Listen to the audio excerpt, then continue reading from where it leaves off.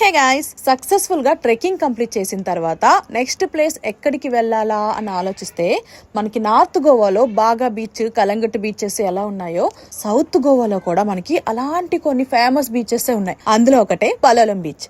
ఈ రోజు మనం పలలం బీచ్ చూడడానికి అయితే వెళ్తున్నాం. సో ఇదంతా బయట పార్కింగ్ ఏరియా. మనకి నార్త్ గోవాలోనూ తప్పలేదు, ఇప్పుడు సౌత్ గోవాలోనూ తప్పట్లేదు. పార్కింగ్ కి 50 రూపీస్ పే చేసేసి ఇంకా స్కూటీ ఇక్కడ పార్క్ చేసి లోపలికి అయితే వెళ్ళిన. చూడండి ఎంత ప్రశాంతంగా ఉందంటే.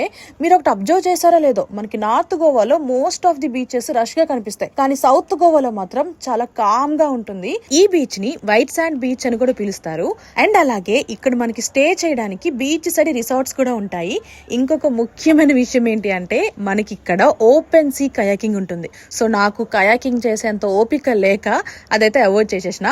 నెక్స్ట్ మనం విజిట్ చేయడానికి సౌత్ గోవాలో ఒక స్పెషల్ ప్లేస్ ఉందన్నమాట. మరి ఆ ప్లేస్ ఏంటో తెలియాలి అంటే నెక్స్ట్ వీడియో కోసం వెయిట్ చేయాల్సిందే.